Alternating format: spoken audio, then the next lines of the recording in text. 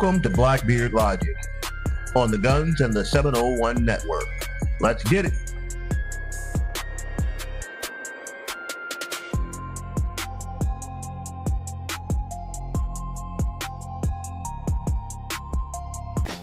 Leon here with BlackBeardLogic. Get out to my truck this morning, and this is what I was dealing with. Another beautiful morning, turn the key, and yeah, that's blue smoke. Just what I needed. Set me back 2 days. My truck is gargling gravel and coughing up a storm. But I can fix it. Here we go. We don't need that. Do without that. That's probably optional. Moving on to phase 2. Yeah. I probably should have just called Laura Auto Repair. If you got auto issues, call this guy, Doug at Laura Auto Repair. And don't be like me. Seriously, call this guy. Don't be like this guy. BlackBeardLogic.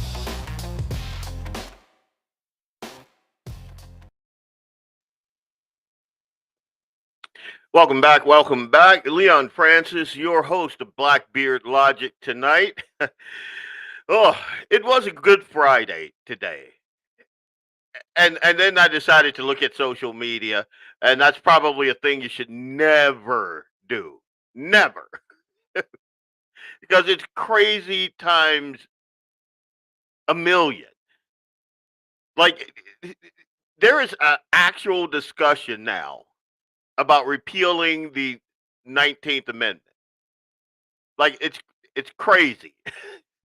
what I'm talking about, and we're gonna have North Dakota State Representative Desiree Morton on later in the show, but I wanted to open the show with this insanity that is the Lindsay Clancy case. Not so much the case. I mean, the case is heartbreaking. It really is. Let me know if you guys can hear me okay. But it's the insanity surrounding these chicks, you know? And even on my page, like these chicks here, in support of this woman, the thing that we should all be supporting and mourning and praying for are these kids right there. That's Cora, Dawson, and Callan Clancy right there. And the woman that just so many women, and even a couple of guys that I don't understand this. Like, how are we so dumb? All right. Let's dig into this thing because I want to get it out of here before I talk to Representative Morton about more pressing matters. But my God, this thing has the online conspiracy theories are nuts. They're insane, and it's all coming from TikTok and a couple of influencers that have captivated women.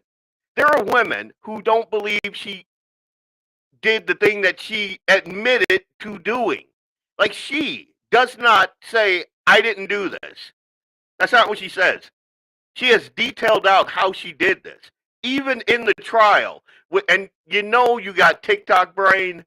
And again, on my social media, I've said multiple times today, stay off TikTok.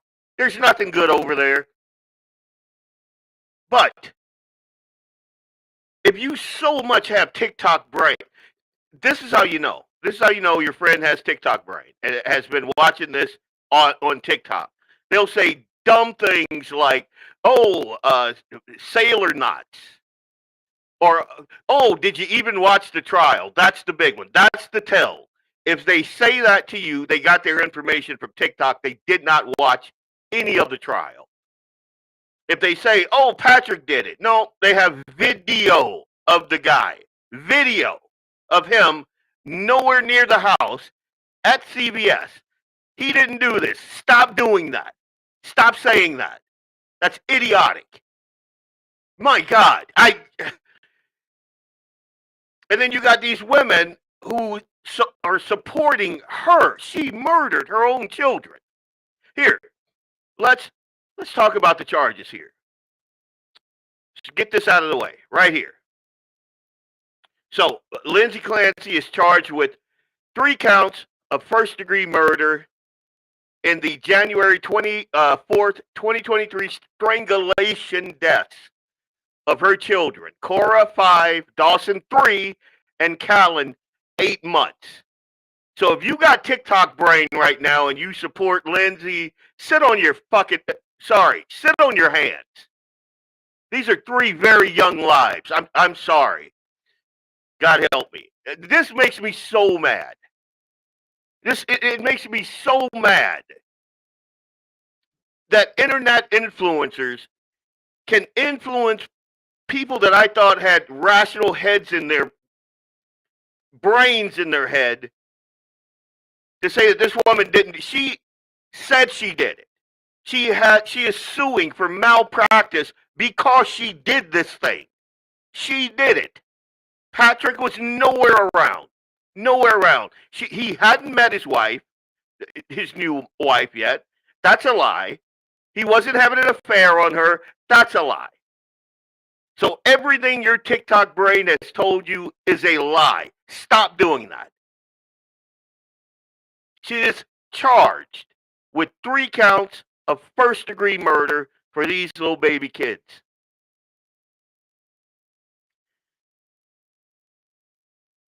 The defense, that's her, argues that she lacked criminal responsibility due to postpartum psychosis and over-medication. That's their argument. Not that Patrick did it, or Patrick and his wife did it, or anybody else did it. It was her. And her defense to what she did is that she lacked criminal responsibility due to postpartum psychosis and over-medication. And I'm going to surprise you. There's an argument for that. There's an argument for that. The jury is still currently deliberating, and they must decide whether prosecutors proved that she was criminally responsible. And that means that she understood her actions. She understood that her actions were wrong, and she could control them despite any mental disease or defect. And Massachusetts requires a unanimous verdict. Now, the possible outcomes are guilty of first-degree murder, premeditation, or extreme atrocity and cruelty. That's mandatory life in prison without parole. I want her to get this one. Do I think she's going to get this one? I don't. And I'm keeping it real. I do not believe that she's going to get that one, even though I believe that she is guilty of first-degree murder. The second possible outcome is guilty of second-degree murder. That's intentional but not premeditated. Life in prison without the possibility of parole. I don't think she's going to get that because she sent her husband to the store. There is internet tracks on their shared computer that indicated that she mapped this out so that he would be away. Not to mention, when he called her, she was calm, cool, and yeah. He called her when she was in the middle of doing this. So again, if you're saying that Patrick did it, you're an idiot. Patrick did not do this. Her husband did not. When he called, she was in the middle of doing this. It's again. So I don't believe that she'll be found guilty of second-degree murder because both sides kind of proved that it was intentional and premeditated. she could get sentenced guilty of manslaughter. That's wanton or reckless conduct without intent to kill. I don't believe she's going to get that because, again, she murdered these kids. Like, personal. Just, she told the investigators that when she was doing it, she said, I will see you in heaven. We're going to see each other in heaven. She chased down one of the children. Like, none of this is in dispute. She told the investigators what she did. She told her husband what she did, her then husband. She, in her lawsuit for malpractice, goes through what she did. So there is no Patrick did it. Patrick and his wife did it. They're out riding bike after. Stop it with that nonsense. That makes us look idiotic. I can't believe that I'm even having this conversation with folks that I thought still do. I mean, we can all be duped at one point, but my God, come on. Now, this one is the one that I think is the most probable. And remember, I want the first one. I want her guilty of first-degree murder, premeditation, extreme atrocity, cruelty, mandatory life. And as a matter of fact, if she was in a different state, I would push for the death penalty. This was cruel. Oh. And there's no question that she's insane. No question about that. But I don't think that should get you life in prison. I'm sorry. I have a hard time with that. I can't. Yeah, you're right, JD. The same people who are taking no, and JD, that's not even right. I have people who I've been friends with for, well, not so many males, but the majority female. I had the midwife that we had for Eli is on the other side. Like, rational center-right women.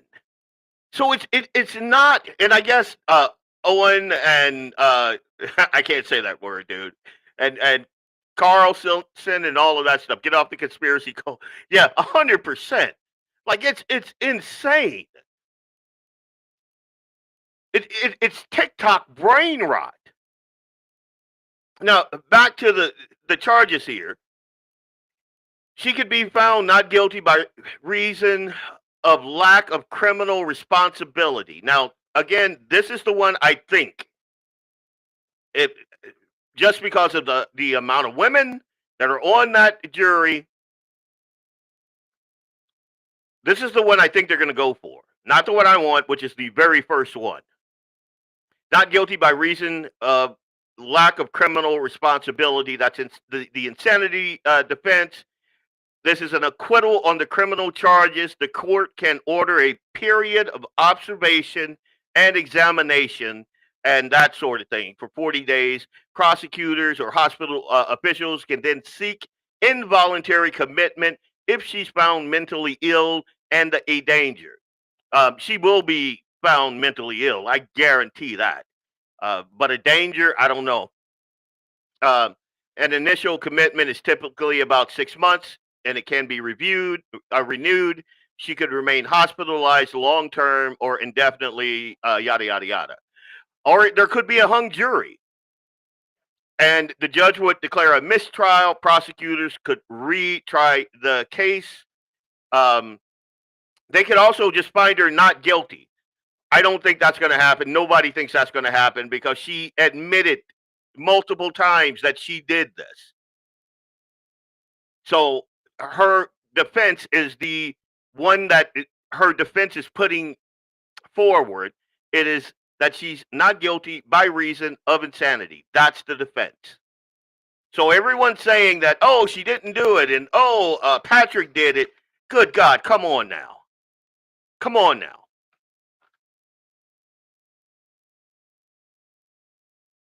I mean, her own defense does not contest that she killed the kids. Like her entire defense hinges on her mental wellness. That's what it is. So I don't believe that not guilty is going to be a thing. Not guilty by reason of lack of criminal responsibility. I think that's the one she's going to get. And in my humble opinion, it's a damn shame. It's a damn shame. And on my post this morning that just got so much interaction, most of it was good. But I saw a through line. Like on everything that I posted on this, there was one sentence that came that was like the through line to all of the people that were like on the fence or saying Patrick did it, or did you even watch like verbatim, did you even watch the trial? That was it. And then the same talking points about Patrick and how he didn't like his eye contact, and he doesn't even love the kids. You could tell in his when he was talking about it in his testimony and blah blah blah. He's riding bikes and blah blah blah and this and that. And he got married. Who gets married that quick? Well, this woman destroyed your life, and that was in what 2020. When was that? When did that happen? 2023. They got married last month. So spare me. He didn't just hop right back in it. And the dude had a huge hole in it. And why are we even talking about him? She did this thing, this horrible thing. And then you got idiots like this out there. Here, this is part of the problem. Women like this. Check this out. Hi, Lindsay. I'm Dr. Sterling. I don't even know if... Now, this is a doctor, OBGYN. She has like apps and different things. I want you to understand that. This is a woman who counsels other women. And I want you to hear what she says. Allowed to watch videos like this, if someone can show it to you, I don't know. But I want you to know that I believe you. From my perspective as an OBGYN, I believe that you were over-functioning throughout your entire postpartum period. I am blown away by how hard you were working to get better, while also working as a mom. I've got 3 kids. I know how much work it is, even when you are mentally well. It's so hard to take care of 3 kids. Obviously, hindsight's 2020, but I don't know what else you could have done. You were not murdering your children. What should be expected of a single individual. You have galvanized us women in a really powerful way. And I'm not quite ready to tell my story yet, but when I eventually do, it's going to be because you came first. And you showed all of us that we can be honest and we can be real about what we experience as mothers. So thank you. And you know, I hope that you're seeing our support because we believe you. Yeah, I'm done with that garbage. The people that I'm worried about right there, and Patrick. And you gotta think about and I'm black, so I tend to go back to what black moms went to, but you don't even have to do that. Think about what moms, when this country was founded, had to go through. All the things that they had to do. They still, while the guy is, building the community or off at the railroad or up on a skyscraper, eating his lunch or fighting off Indians, and the moms were there keeping the house and keeping the farm, taking care of the chickens and the goats and the kids. And back then they had bigger families, so you didn't just have one kid, you had like multiple kids, sometimes 8, 10, 15 kids, and they did it. And these women of unbelievable privilege are whining about how hard it is to be a mom. What have we done? What have we? These are the same women that will say to you, like she said, believe all women. and that women are strong and they can do everything that a man can do. Apparently not. Like, if this is the reaction by women, we got a problem. I'm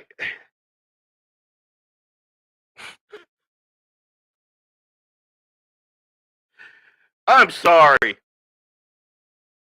This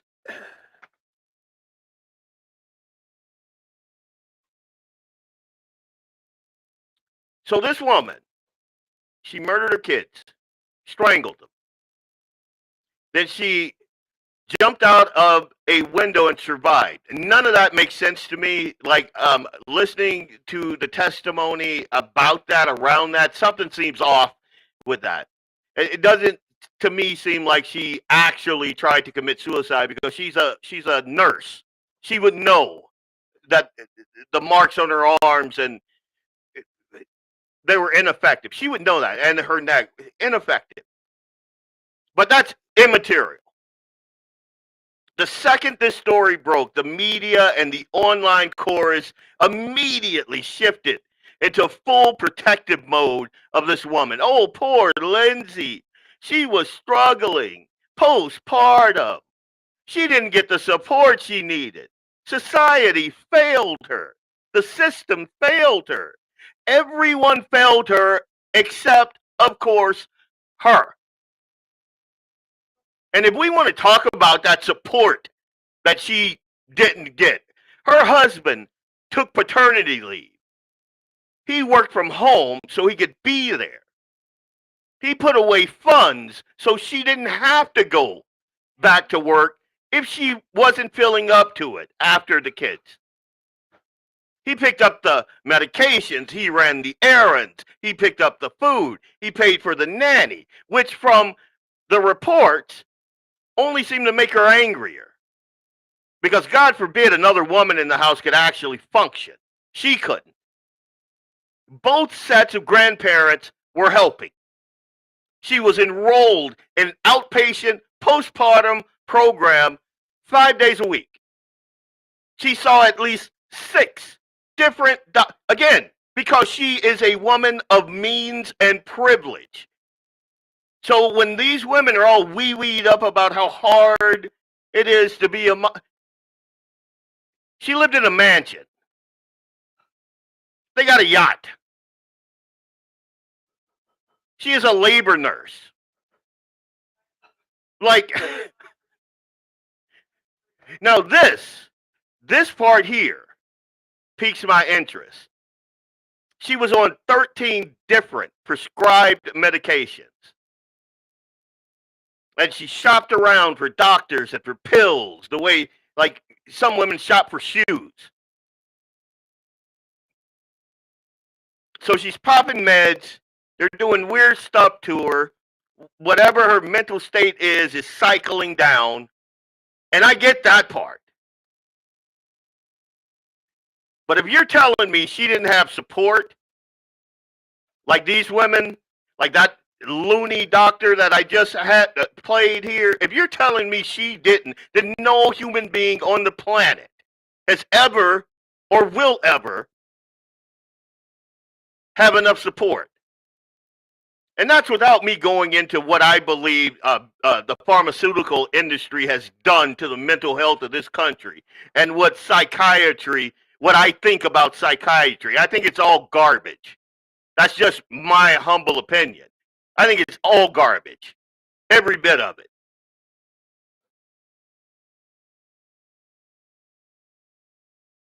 And I want you to think about, while they're beating up on Patrick and men in general, these pink ladies in there, just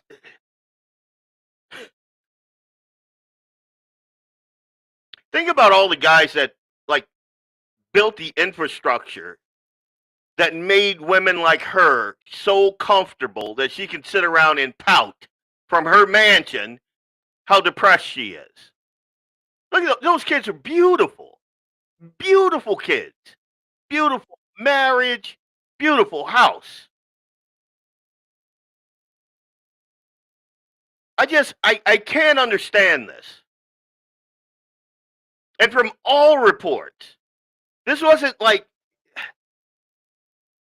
a toxic masculinity. Like, this dude went out of his way to make her happy. And in my humble opinion, she didn't respect him. She didn't respect life. She didn't respect her family, her mom and dad. Like, everybody could. It's all about her, and that's what you see with these women that are protesting in her favor. The, that culture, that toxic, feminine culture, that's a problem. What It's the same culture that devalues human life by calling an embryo a clump of cells. The thing that God imprinted the Imago Dei on from day one.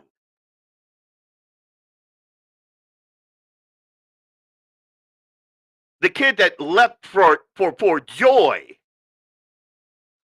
when Mary came close and Jesus was an infant in Mary's belly. And John the infant leapt for joy in his mom's womb. Those little kids, this same mentality devalues them, just like she devalued the lives of these 3 precious babies right here. You can't do that and not suffer some mental psychosis. You can't. And you can't invent softer and softer language for what she did and what the feminist movement has done. So in closing on this segment, I'll just say this. She had more medical attention, more family support, more professional resources, and more pharmaceutical intervention than most people will see in a lifetime. And she still chose to do this. And we went through the charges. And what I believe is fair is murder 1. That's what I believe is fair. I don't believe that's going to happen. I also, and this might surprise you, I think that her malpractice suit has merit. I think that all of those pharmaceutical companies should be. I mean, we've seen this. We've seen the SSRIs. We've gone through the school shooting, and the one through line in all of that is pharmaceuticals. All of it. We know this. So despite me wanting her locked away for the rest of her life for murder 1, I do believe that her malpractice case has merit. Now, after watching this, if you still come on my social media and say Patrick did it, I'm going to just mute you. And I never do that. I got Thomas on my page giving me homogena every day. I don't mute people. But if you come on and you proffer an idiotic claim like the husband did it, then stay on TikTok. I'm good. I don't need you for a friend. Stop doing this. This thing is bad enough just on its face. Stop doing this. This woman is guilty. Her defense is, yes, I am guilty, but I'm not guilty by reason of insanity. I did this thing, but I was insane when I did it. And the fact that she's suing the pharmaceutical companies and her like the entire malpractice thing is fascinating. You should actually read that. And I think it has merit. But her defense is not Patrick did it. Her defense is all these medications and these people failed me and my mental health deteriorated and I did this. She told each and every kid, she told the investigators that she told these babies as she was killing them, I'll see you in heaven. Not Patrick, her. Blackbeard Logic, Guns in the 701. Oh.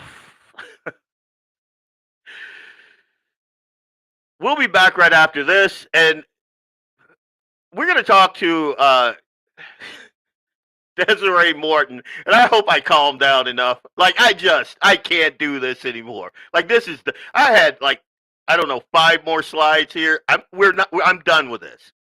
This is idiotic. This woman is guilty. She's also insane. Those two things are not in dispute. Stop doing that. But when we come back, we're going to talk common sense with North Dakota State Representative Desiree Morton. We're going to talk about some insane claims against her character, among other things. Like we spoke, I think, maybe an hour and a half, something like that. I didn't disagree with a thing she said. Yet apparently the beta boys over at the forum and our own governor, think she's a bigot. So let's dig into that on the other side of this break. Leon Francis, Blackbeard Logic, Guns in the 701, right here.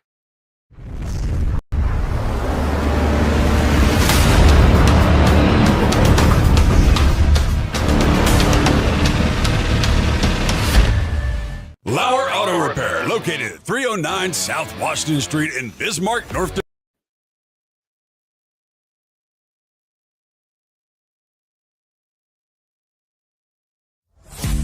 Hey, it's Leon Francis from Blackbeard Logic on the Guns in the 701 Network. I'll be right back after these messages from our sponsors. Stay tuned.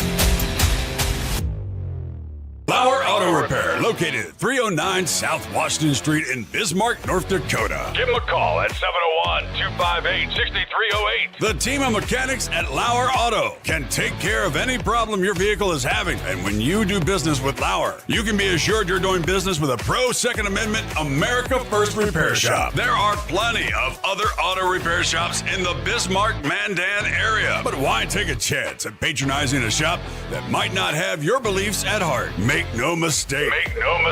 Lauer Auto is your pro Second Amendment repair shop. When you talk to the guys at Lauer Auto, don't forget to tell them that you heard they are a sponsor of Guns and the 701 and that you appreciate their support of our pro Second Amendment, pro North Dakota live stream and podcast. That's Lauer Auto Repair, 701-258-6308. 701-258-6308. Located 309 South Washington Street in Bismarck, North Dakota. I am Leon Francis, and this is Blackbeard Logic on the Guns and the 701 Network. Let's get it.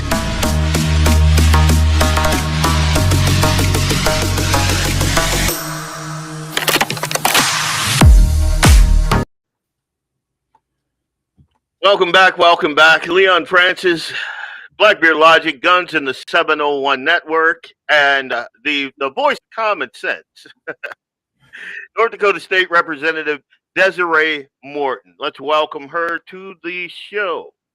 Hey. How are you on this fine Friday? I am doing well. Thank you, Leon. And yourself? I don't know. I'm a little hot under the collar. After that last segment, that does make you hot under the collar for sure. I'm a pro-life guy, and I'm a pro-life from conception guy, and I have been like my entire political life. I don't understand, like, and we don't have to go there. We don't have to start there. Just it gets me it gets me bothered. I'm the guy that wears the baby feet on my lapel. I go. That's me. So, but we're not here to talk about me. We're here to talk about you. You And just for a little background, we homeschool our youngest son Eli. When I was in Fargo, I put my kids through Shanley and Oak Grove. But when we moved out here, we were like, yeah, there's problems all over. So Yep, that's true. homeschooling is the way to go. And I encourage everyone, every show, and you can go back through all of my shows at least twice. On my shows, I say, pull your kids out of public school and homeschool them. If COVID taught us anything, it's that. Yeah. You have spent decades homeschooling 5 kids, and you live the family first life most of us claim to value. And then you ran in 2024 because I got a feeling you were tired of the way things were running. Status quo wasn't enough, that sort of thing.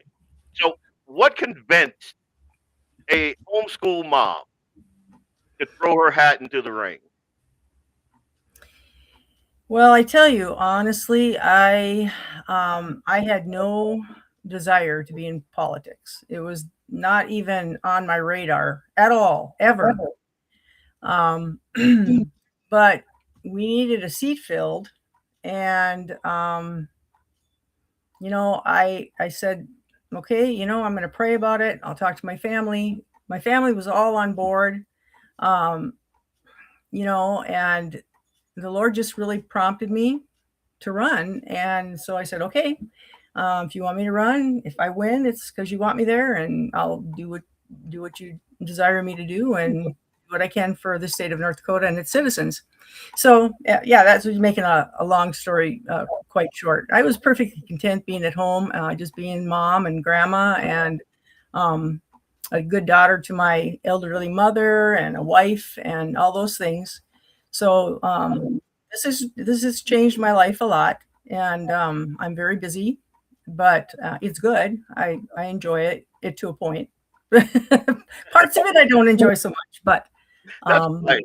I do feel that I have a responsibility to the residents of North Dakota, the citizens, and that's why I'm here.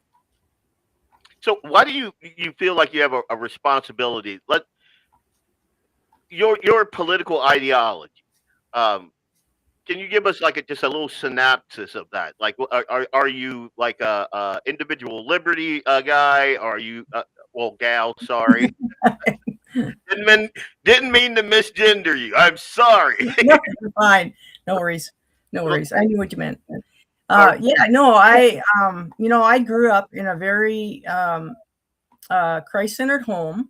My parents were strong Republicans, and I knew at a really young age that it was the best to be a Republican, because when Barry Goldwater ran against Lyndon B. Johnson, I was, I think, 6 at the time, something like that. And a neighbor friend of mine, her parents were very Democrat. And so we would talk, as little as we were. I think she was a couple of years older than I was, but we would talk about who was going to win the presidency. At 6 years old, I'm discussing and saying, of course, Barry Goldwater is going to win. That's who I want. That's my man. So she brings out 2 pictures, one of Barry Goldwater and one of Lyndon Johnson, and shows them to me. And I picked the wrong guy because I didn't know what he looked like. So I will remember that forever. But yeah, ever since I can remember, I've been a Republican. My parents, they were very involved in always watching every convention and my mom was actually in the Republican Party, worked in the Republican Party in Fargo for a while, and then she quit, which I ask her sometimes, why did you do that? And she didn't really have a good reason for it. But so I never was in politics. I wasn't involved. We voted all the time, and we talked about what we didn't like, what was happening. But I saw I looked at things mostly like, oh, it's a federal problem. We need to change things at the federal level. And I didn't really realize until I got involved, and it was only probably in 2023, I think, was the first time I actually went to a District 46 meeting and thought, oh, wow, okay. And after that, we just, see things happen. You see the money being spent. You think, why are we spending money on this and not on this? And why are taxes going higher? And all these things that you don't really understand when you're just kind of citizen looking at it from the outside. So I thought, well, I think we need a conservative voice in District 46. And What is so that conservative voice? What is that conservative voice? Yeah. Sorry. It's okay. Michelle Powers, my senator, she is, I mean, we're on the same page too. So we're a really good team. We enjoy visiting with each other and talking about strategies and different things that we're going to do. So it's nice to have a good partner as well. Okay. I know I've been on the so the Republican platform. I was on the commission to draft those up. I don't know, maybe 4 times since I've been in the area. So the North Dakota Republican platform. What are the major planks that you believe in that we used to all believe in? It's kind of changed a little bit, but yeah. Tell me what your thoughts are on what the North Dakota Republican platform is, and you holding to that. If you feel that it's made you a target by some of the folks that we would call, I don't know, rhino, or in the media, and that's leftist and conservative media. So tell me about those Republican planks that you believe are solid, and if they have made you a target by those folks. Well, I think definitely limited government. I think we need to get our hands out of a lot of things that are not the job of the state to pay for. I think of there's a lot of nonprofits and a lot of special interest projects that get funding. We do a lot of tax exemptions for big corporations. I don't think, and then we turn around and tax our own citizens. So I don't understand some of the thinking, and I definitely am very limited government. I'm very individual responsibility. I think people need to take responsibility for the things that they do. I think they need to take responsibility for things that are important to them. So if there's a nonprofit out there that you really support or that I really support, I want them to do well, then it should be my responsibility to invest in that nonprofit and not the state's responsibility to invest everybody else's money into something that maybe it's not important to them. Yeah. So I think we could get away from a lot of that spending and make things more responsible to the citizens, or individual liberty. I think our Constitution says life, liberty, and the pursuit of happiness, and I absolutely believe that. We should be able to live our life. We should be able to have the freedoms that are given to us, not really by our Constitution, but by God, and that we should be able to afford a house and be able to raise a family. And it's getting more vanishing. That is a vanishing dream. It really is. Yeah, it really is. And it's very sad. And as I look at, taxes and how much money we pay in taxes, and, it's crazy what we're spending on things that are don't even apply really to, why are we sending money I'm talking about federal now, sending money to every foreign country, and yet we can't seem to take care of what we have here at home, and we just keep raising people's taxes, and that's the answer to everything. Yeah. We want to do this, so we'll just raise the people's taxes, and the government doesn't think they ever have to tighten their belt, but we sure do as people. And anybody who works for a living realizes that paycheck doesn't go as far as it used to. And so it's really hard, especially for younger people, to put money in the bank, and to have some sort of a savings. They're just living paycheck to paycheck, like a lot of people are. And I think that's the fault of our city governments, our state governments, and our federal government. And they see us as kids that need to be managed. Yeah. I think that's a huge problem. with even city governments, all the way down to city governments, state government, federal, all of them. They see us as widgets to be managed. Like the whole school system is to just turn out cogs in this industrial wheel. They devalue our currency. They flood the country. They flood the work market with cheap labor. And I talk about this till I'm blue in the face, but they flood the market with cheap labor. They and when you put that many bodies in certain areas, then your housing, the quantity of housing goes down. So my ability to buy a house, I'm now competing because there are less houses on the market, so they can jack those prices up. And then you have places like Hack. What is it? Berkshire Hathaway and BlackRock and all these buying up all of the houses, and the government is like, yeah, go right ahead. And then you got people like me. I'm a network engineer. I work heavily in the IT business. I build out network infrastructure, and I've said this. I've mentioned this many times on this show. I used to go out. I'm Lion Tech, IT Solutions. So I build out networks. I used to go out and submit bids and contracts, and I'd get the contracts. I did like All True with their sound and computers and Grand Forks, Les Schwab and Fargo, Moorhead and Grand Forks. So from the beginning to the end, I'm there.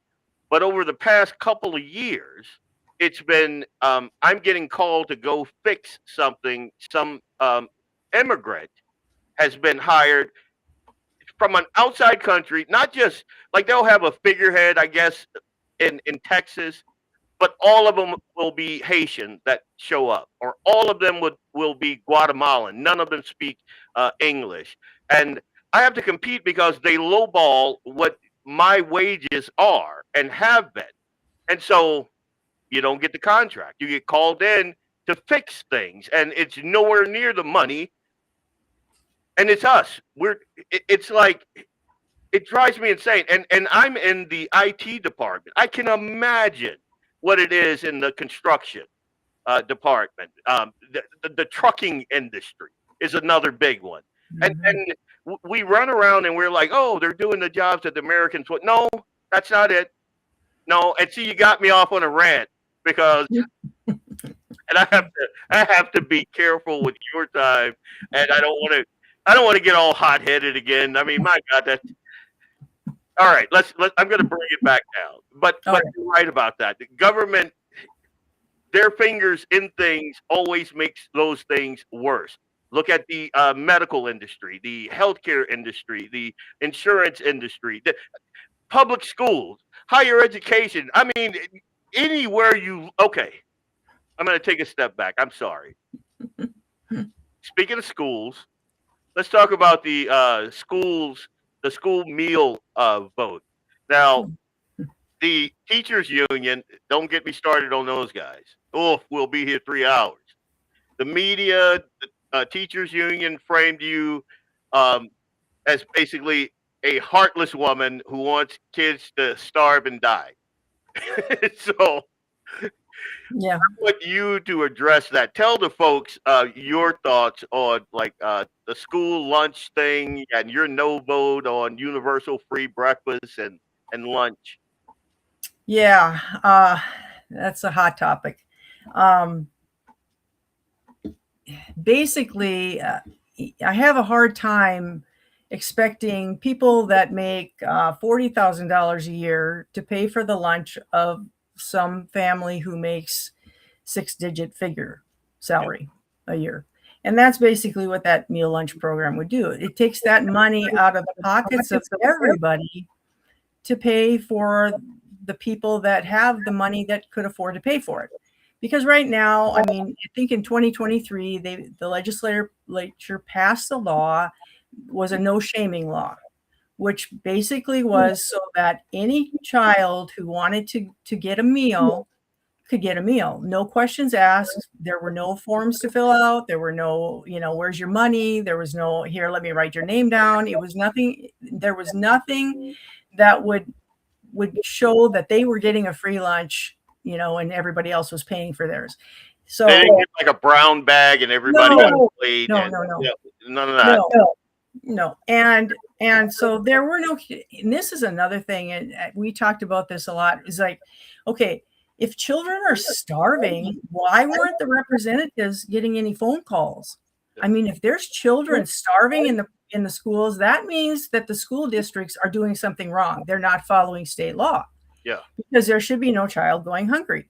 And there isn't. Because I've talked to superintendents and I've asked them specifically, and they keep telling me no.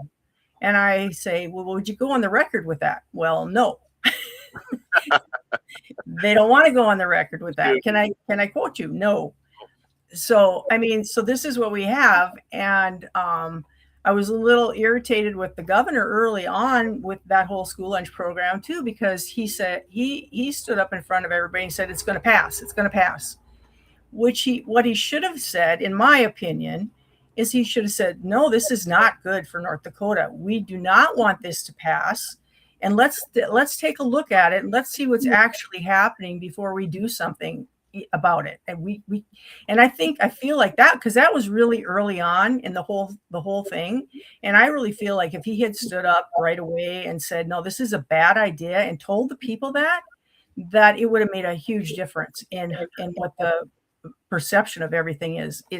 So it started out kind of bad, and we were behind the 8 ball right away. And then when those bills came during the session, of course, I was not in support of them, because the one of them would have raised the level of, how much you could make with a family of 4. I think it would have raised it up to even 90-some thousand, which to me is, that is wow. You can't at 90-some thousand, you should be able to afford to send your kid a peanut butter and jelly sandwich to school, 100%. or whatever. I had never made anywhere near that. Like, not I just. No, I know. So that's really, for me too. It's like, and I remember when I went to school, we didn't have hot lunch at Lewis and Clark. I grew up in Fargo, and so we walked home every day from school. We had enough time. We had, I think, 45 minutes or an hour or whatever it was when we walked home, and we all got our lunch at home and ate at home and went back to school for the rest of the day. And then when I went to Agassiz, my mom said, well, if you want lunch, make it yourself. So if I didn't want to make it myself, I didn't. And then I would just eat more when I got home. It's not like, it just isn't rocket science to figure out that families should be responsible. And I'm not saying the ones that can't afford it, shouldn't get it. And they already are, because the federal kicks in dollars, and then North Dakota kicks in the rest. So I think right now it's at 72,000. I think you can make about $72,000 a year for a family of 4, and you qualify for either free or reduced lunch. Was there ever any data proffered that showed that kids were starving? No. Yeah, that's what I thought. I looked for it. I couldn't find anything. There is none. And that's the thing. It's not about, I don't know what it's about. Why do we want to? Well, I kind of know what it's about. because the head of the teacher union, which, he probably doesn't like me very well either, but, he was on that, what am I trying to say? And the ballot measure. Oh, sure. For the ballot measure, he was on that, and also the head of the Fargo School Board, and a lot of that, they are connected to out-of-state money. So it's really out-of-state money that's promoting this to the people of North Dakota, and that's why there's so much advertising, because normal people can't afford to advertise. It's expensive to advertise. Yep. So if there's a lot of advertising going on, there's a lot of money behind whatever it is that they're trying to push. And so, I for one, I pray that it does not pass. I just, the price tag they have on that is ridiculous. It's like 1 point something, I don't know, $1.5 million or whatever. I don't even remember what it was, but it was some ridiculous amount of money. And it's like, what's that money supposed to go for if the kids are already being fed? I don't get it. Yeah. You I know? don't. I never did that. I saw all of the media and the even so. I don't listen to a lot of local media because to me it's just nauseating. Everybody's saying the same thing.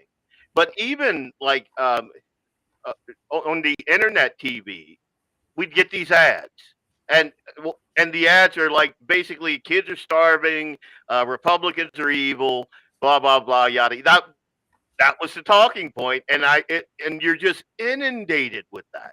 It's insane. Yeah. And I want folks to think about this. And this isn't a representative Desiree Morton saying this. This is Leon saying this. What do you think is going to happen when you flood the North Dakota school systems, especially like Fargo and Grand Forks and places like that in Bismarck, when you flood them with refugees and you expect the quality of those schools to either stay even or go up? They're not going to. And that's across the board. That everything from your GPAs to academic proficiency to like the median income of all of the kids that are all of that is affected when you do things like this. Like, again, government puts itself in a place to make everything worse. And they purport to be altruistic. And it never shakes out that way, ever. And I've talked about this at length, about like the academic proficiencies in the North Dakota schools. Minnesota is worse. And there are some through lines, and we're going to talk about it. But that's just my 2 cents. I'm going to take a step back, and I'm going to let you here, let me look at my time. Here, let me hit a commercial break. And then when we come back, I want you to talk to the folks about some of the things, some of the aspirations that you have, some of the bills that you are working on that you're comfortable with speaking about now. And then we'll get into the controversy. How about that? You okay with that? Can't wait. Can't wait. All right. That's what I like to hear. Leon Francis, BlackBeardLogic, Guns in the 701 with North Dakota State Representative Desiree Morton. We'll be right back right after this break. Okay, let's go. I am Leon Francis of BlackBeardLogic on the Guns and the 701 Network. Let's get it.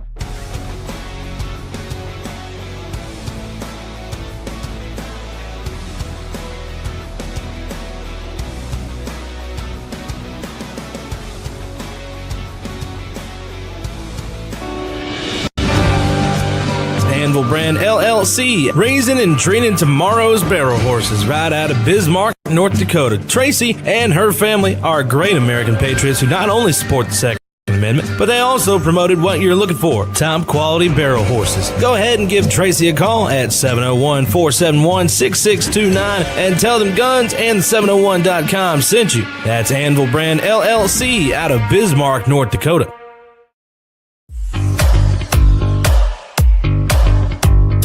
At Horton Laser Craft, we believe in the power of personalization. Whether it's a cherished memory, a special occasion, or a unique gift, our custom laser engraving brings your vision to life.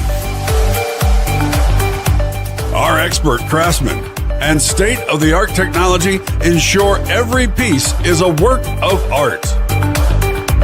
From personalized decor to one-of-a-kind keepsakes, Horton Lasercraft makes every moment unforgettable. Visit HortonLasercraft.com today and start crafting your perfect gift. For more info, email them at hortonlasercraft@yahoo.com or call them up at 605-545-7535. Horton Lasercraft, where memories are engraved. Yeah, hey, look, I got the moves like Michael, the flow like Aubrey. Walk around thinking I'm a prince like Saudi. Mismatched Converse, t-shirts tucked in, know my worth, can't tell me nothing. White Nikes, albino, pink cop my stilo, head to the top, bottom line is a motto. Welcome back. It's Leon Francis with BlackBeardLogic on the Guns and the 701 Network. Let's get it. Let's get it indeed. I'm going to read one of these comments that I think is present. Kelly, one thing many don't think of is this. If children don't know that their parents are struggling, they tend to lose motivation to work hard because things just kind of always work out. The system is set up. I'll back up on that, actually. I think that a lot of, and this is a cultural thing also, a lot of folks depend way too much on government for like the basic needs. A lot of men that, in our culture today, and it's getting better actually, but they're not self-sufficient, self-reliant. A lot of mental health issues, and I think a lot of that is because you're living a sedentary life. Uh, like Eli, no problem. Yesterday, I'm sitting at the table. I just got in. I'm dog tired. My wife made a awesome meal. I'm sitting there, and my son runs in with a ground squirrel. Dad, look what me and Charlie. And I'm like, dude, come on now. That's good. That's all boy there. Yeah, 100%. I'm going to read the rest of this. The system is set up to make us dependent upon others. Yeah, the schools supplying all of these things all of these needs make us dependent on them, and the government becomes the center of the community versus the church, etc. It's a lose-lose scenario, and I'm telling you, there is no clearer on the micro than the African American community. It's something I talk about all the time. You don't have to say a word on this subject. I talk about it all the time. How government dependency just killed my culture. Like it's insane. 2 seconds on this, and then we'll. But the fact of the matter is, after the Emancipation Proclamation, all of that, black men traverse the country looking for their families, and they found them. They built with their own hands, like structures and homes and farms, and like it was tough going. But they realized, hey, now it's on me. And I don't think that spirit went anywhere. I just think it was broken because the government came in to help black folks.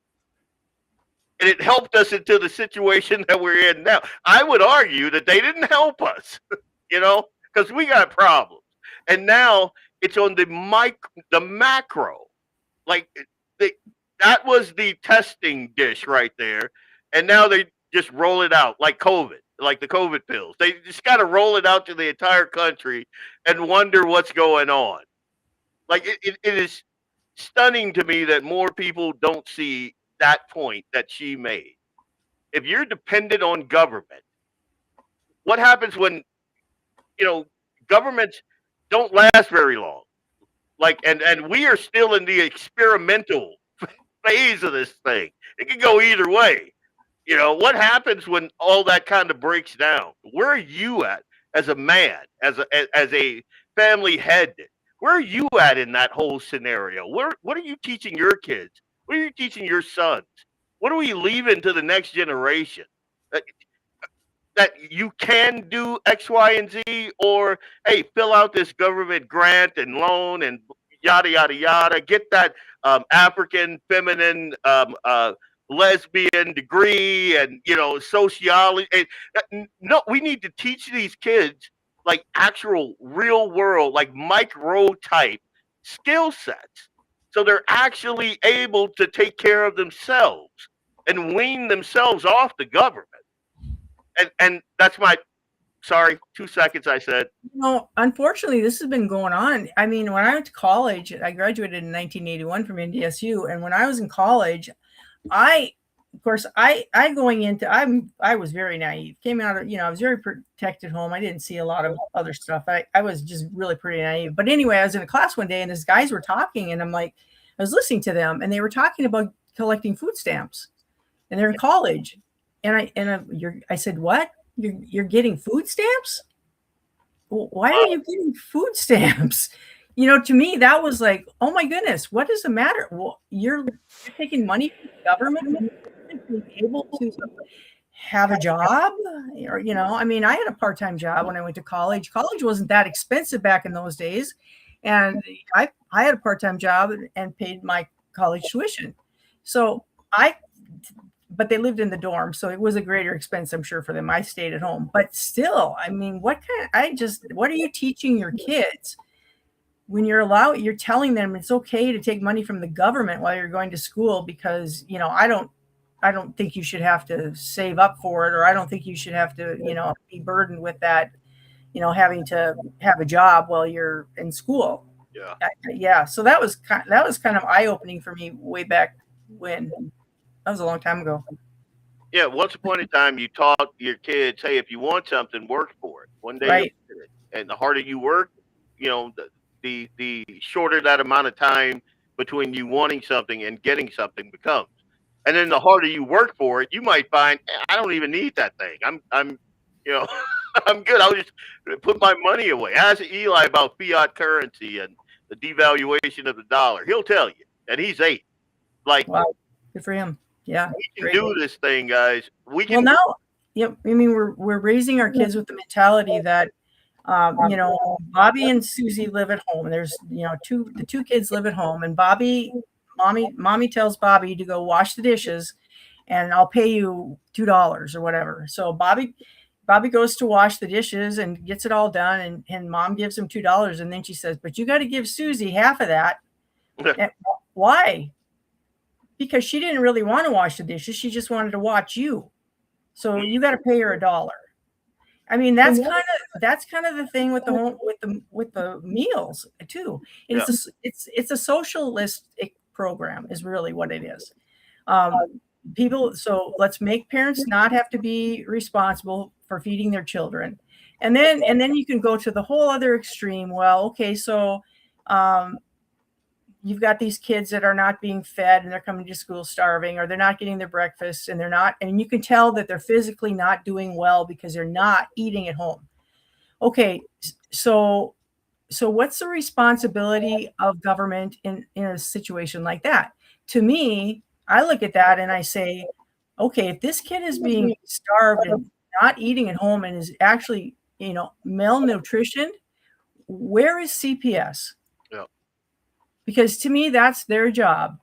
And there was a case in Fargo, and I just saw it. I had seen it on the news, and it was this couple that their daughter, I believe, went to school one day with candy that was laced with drugs to give to her friends. Yeah.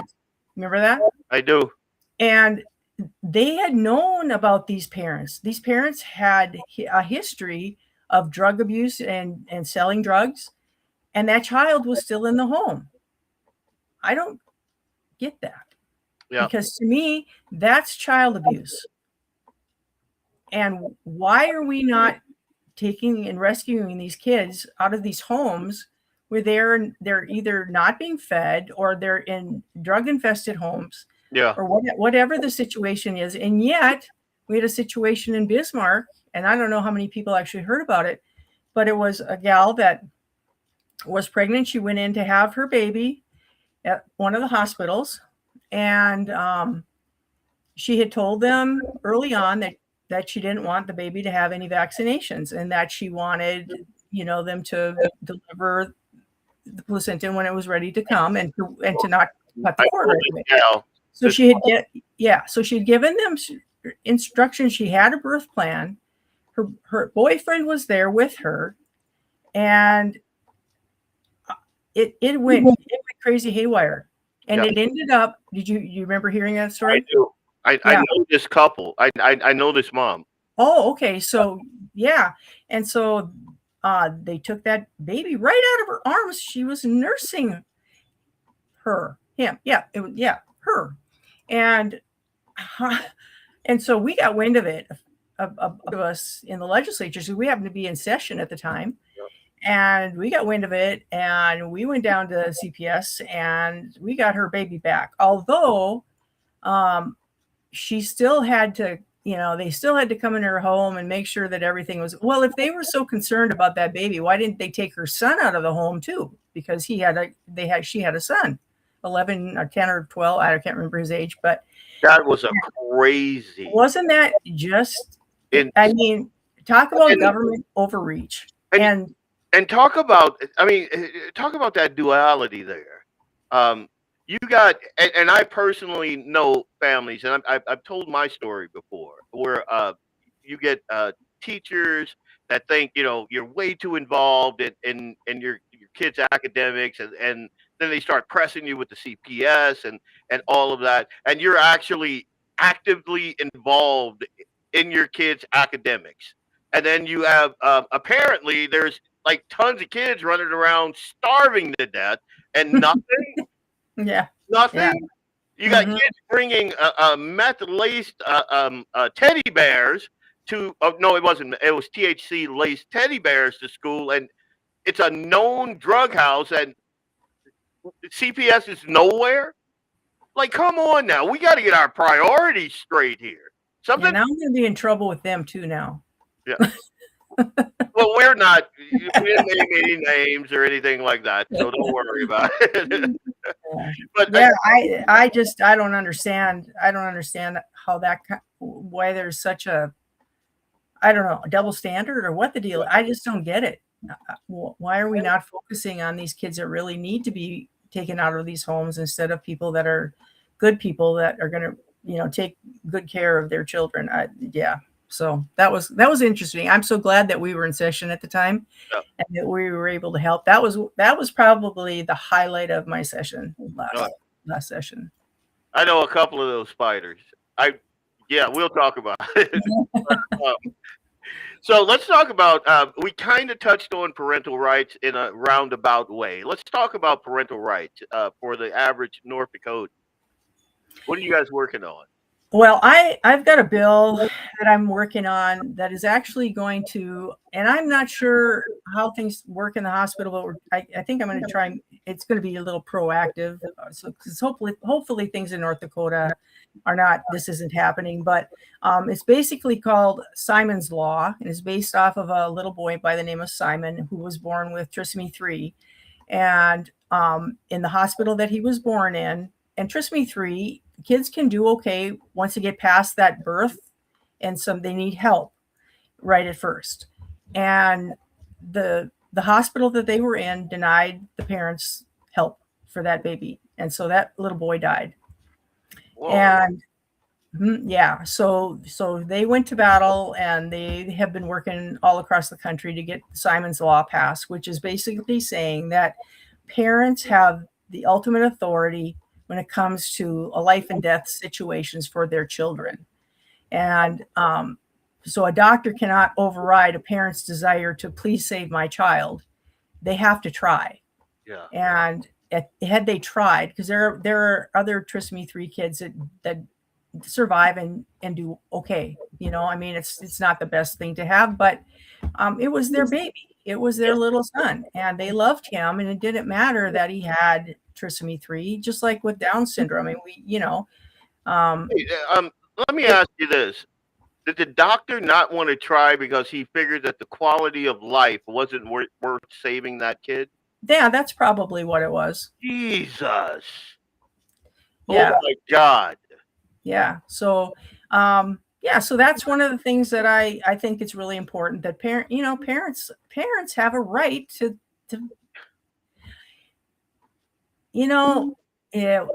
we give mothers the right to kill their babies in their womb, but we won't give parents the rights to fight for their child to live. Yeah. So, yeah. I think we've got things a little bit mixed up, but yeah. so that's a bill that I'm working on and Okay. hoping to get that passed. Where are you? And I'm for parents' rights. This I'm is for out. parents' rights everywhere. So in everything, whether it's in the schools or, parents have a right to know what's going on in their schools. They have a right to know what's being taught to their children. They have a right. And this isn't something that I struggle with. And I know part of it is because of security. You can't just get into a school, but once you're in that school, once they figured out who you are, you should be able to go to any one of your child's classrooms at any time and sit in there and observe. That should be your right as a parent. To do that. Hmm? You used to. Yes, absolutely. Do that. I've done that many times in Kansas Yep. City, and here kind of got me in trouble, but we're not going to talk about that. But parental rights is a huge thing, and we didn't talk about this. So if you don't want to touch it, that's fine. But where were you on the whole 50-50 custody thing? Okay, so that was interesting because a good friend of mine brought that bill, and she was disappointed in my vote, but I had this other gal that I know from church who had talked to me about this bill, and she said, please vote no on this bill. And so I promised her that I would, because she has a son who has some learning disabilities, or not really learning disabilities, but he's on the spectrum, let's say that. And his dad they're divorced, and his dad lives in a different part of the country. So this boy has to travel to see his dad. And every time he would come back from his dad's house, he would just be totally messed up. And she'd have to go through the whole, getting him, to be able to look at people again and talk to them and carry on a conversation and just to be a normal kid, because he would just get all messed up. So she just didn't want that. She wanted that to stop, because I think, I don't think they had 50-50, but she was worried that if it would pass, that she would have to do 50-50. So, and then she'd have to get him up to speed all over. Yeah. I can understand. Yeah. So that's what happened with that. But then when that bill was really close to passing, actually, and then I think we brought it back for you can re-vote on it again if somebody that was on the winning side says that they wanted to, or somebody wasn't there. I can't remember how it goes. I forget these things. But anyway, you can re-vote on it for a certain reason. And so we were able to do that vote again. So I did vote yes on it the second time around, but then it didn't pass because other people changed their votes to no. And so that's usually what happens when you try and bring those bills back. They sabotage you. But anyway, so yeah, and the more that it depends on the judge. It really depends on the judge, and you're hoping for a judge that's going to look at all the circumstances, take into account everything that's going on with the families, but it's a tough deal. It is, it's just a tough, hard thing. Divorces are hard. Yeah. Hard, and you should fight like heck. Like, there's nothing in your life that's worth more than an intact family. And I tell, like, I have veteran friends, I have other friends that went through separations. Some of them successfully pull their heads out of their Levi's and work to solve it. And I'm talking about the guys. Mm-hmm. Because that's where I'm at. When they come to me, I'm like, and they're like, she's this and she's this and she's that. And I'm like, yeah, but what are you? Let's talk about that. Yeah. Because a lot of times, you sit back in introspection, you're like, oh, wow, I am kind of a tool. I've had that conversation with myself a couple times. And my wife would say I don't have it enough. But this is something that, and I kind of go back and forth on the 50-50. I agree exactly that the situation should be, the familial situation should be taken into account, like learning disabilities, how much time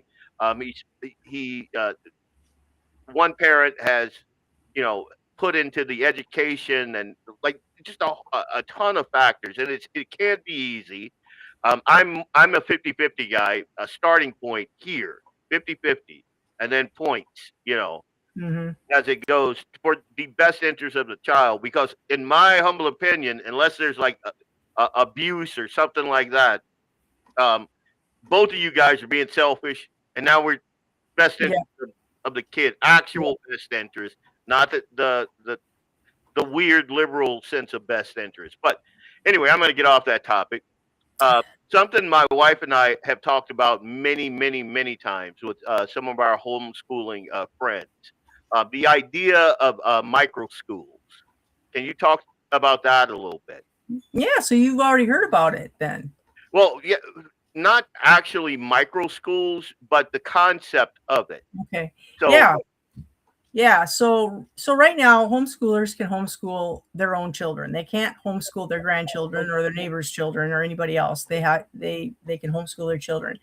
Homeschoolers can also have what are called co-ops, where they can get together with a group of families, but there has to be one parent there for the children that are there. So it's not like you can just take your kids and drop them off at the co-op.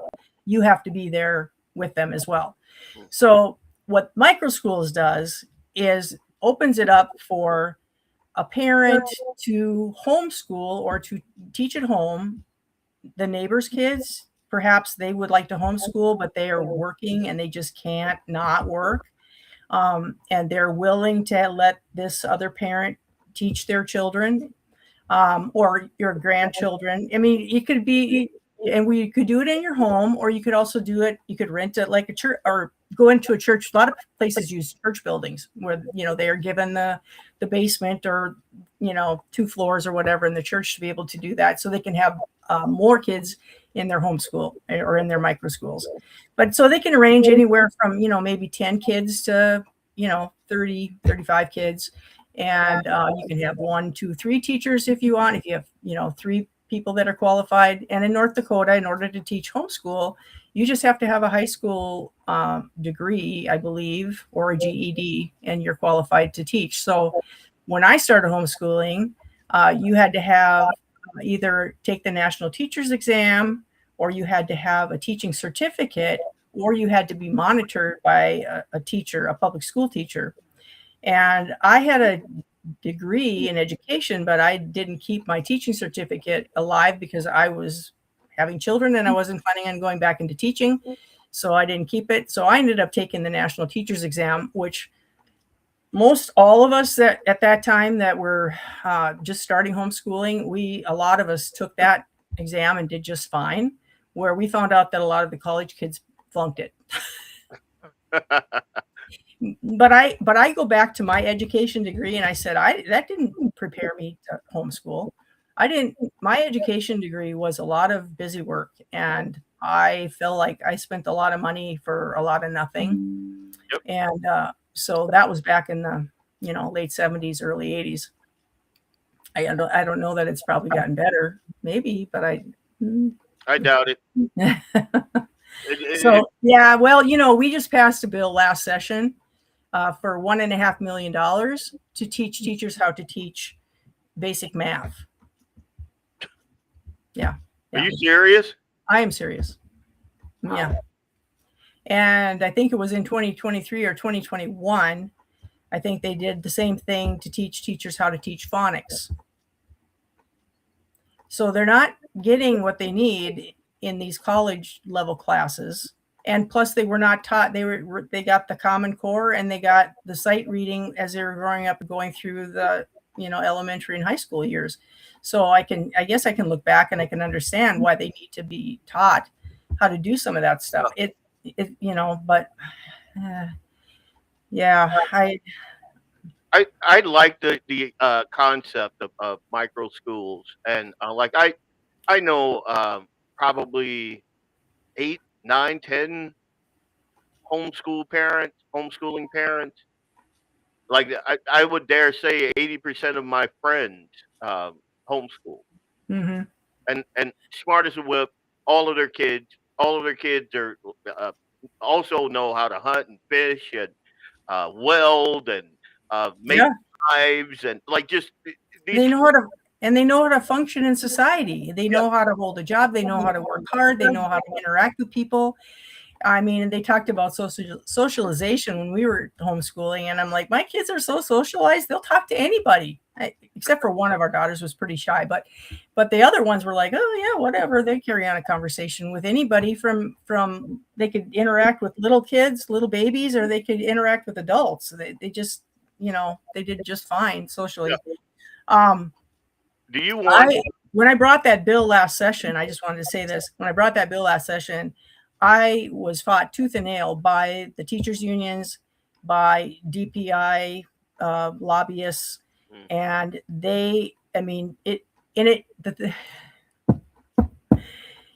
I talked to everybody on the committee, and I had one guy say, oh yeah, I'm all for it, but I'm not going to vote for your bill.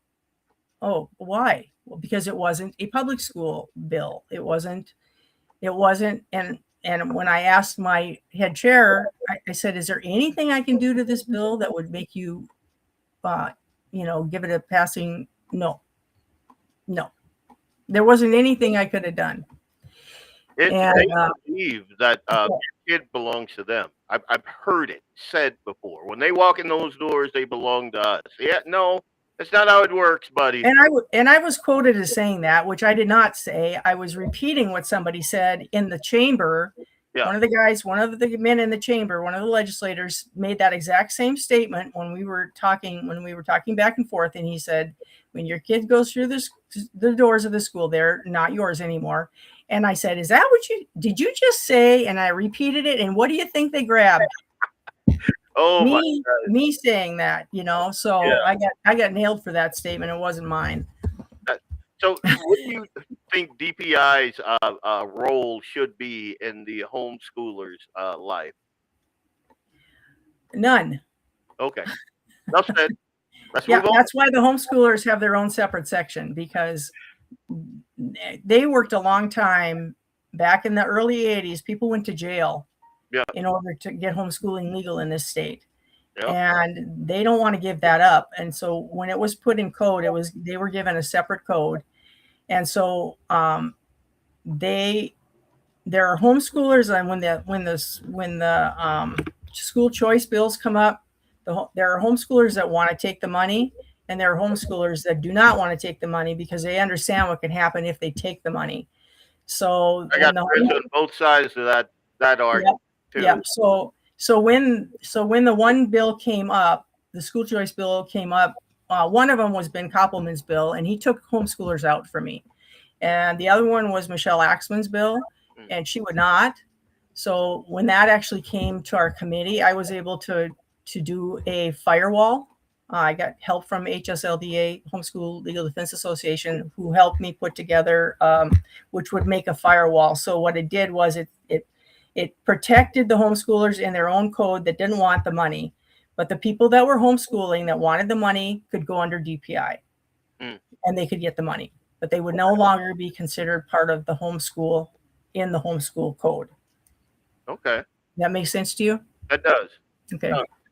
Yeah. So, I was pleased that I was able to do that, and that did go through our committee with a due pass, I believe, but it failed in the House. That bill did. Okay.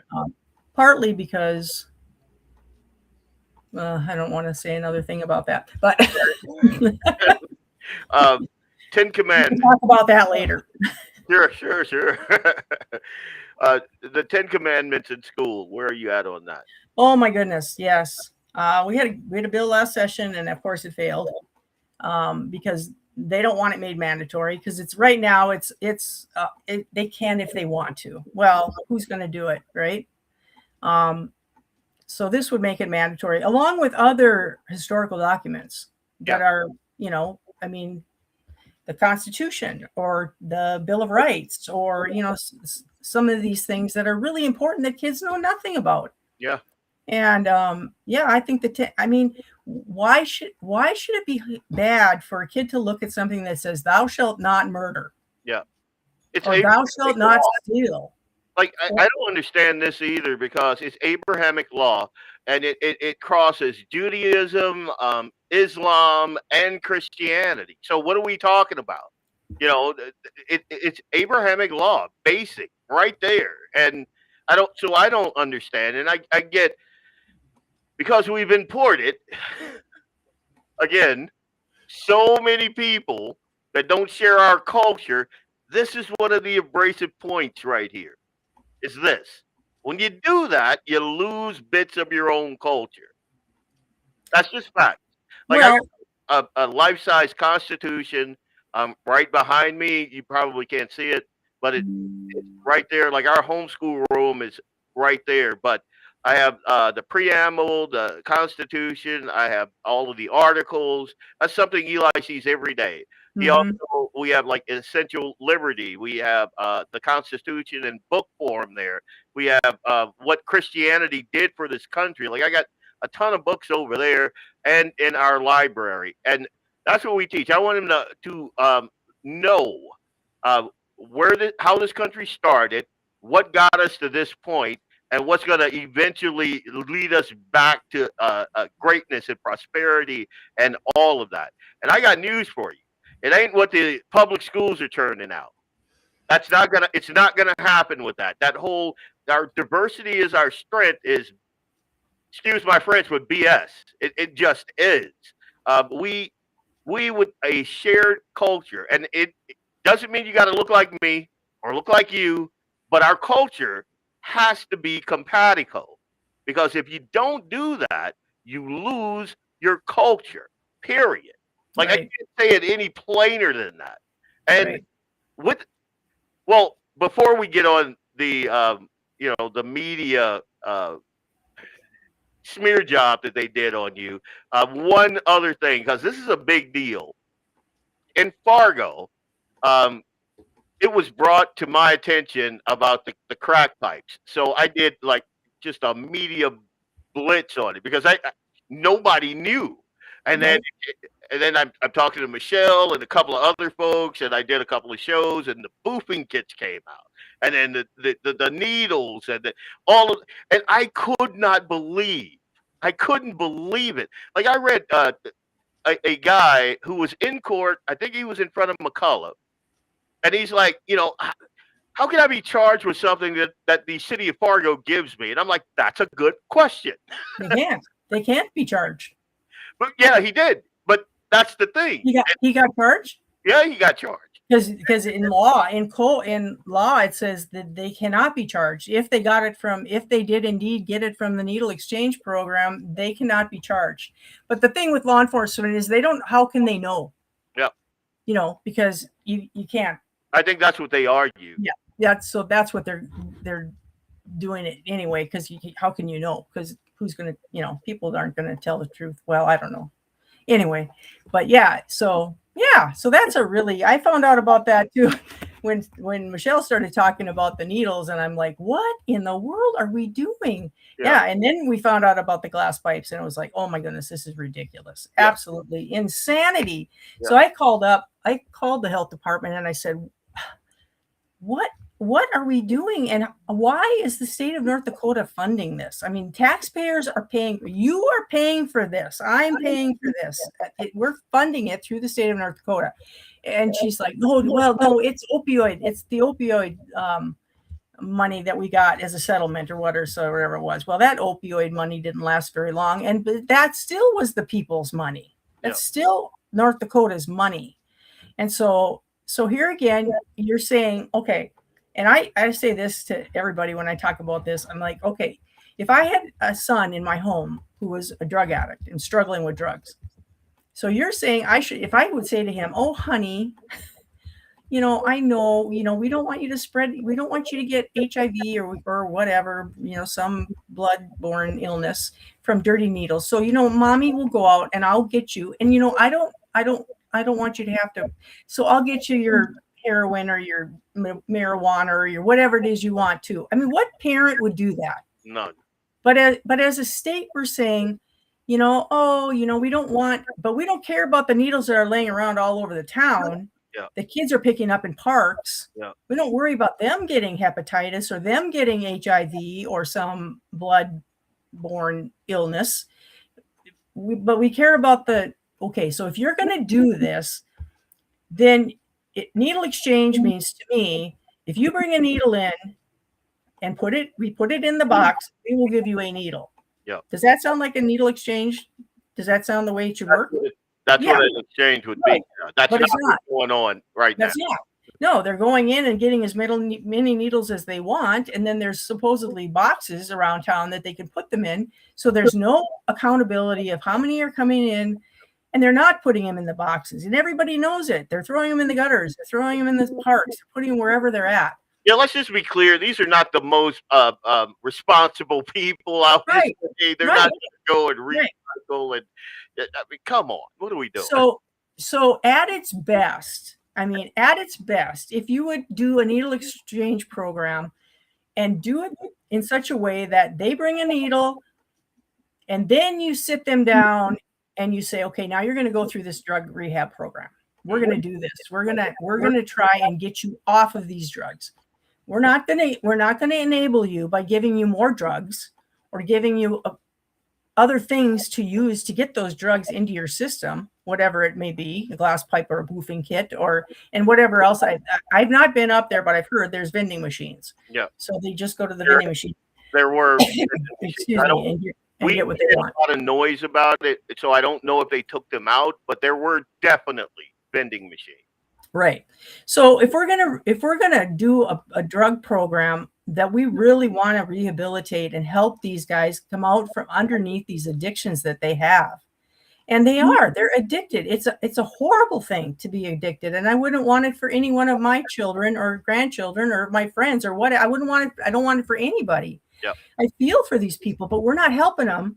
Nope. We're not helping them by feeding their habit and not making them accountable to anything. Yep. Oh, she said, well, we do, we tell them we have counseling service. Well, yeah, they're going to come in and say, and when you say to them, oh, we have counseling services, would you like to? No, they're not gonna.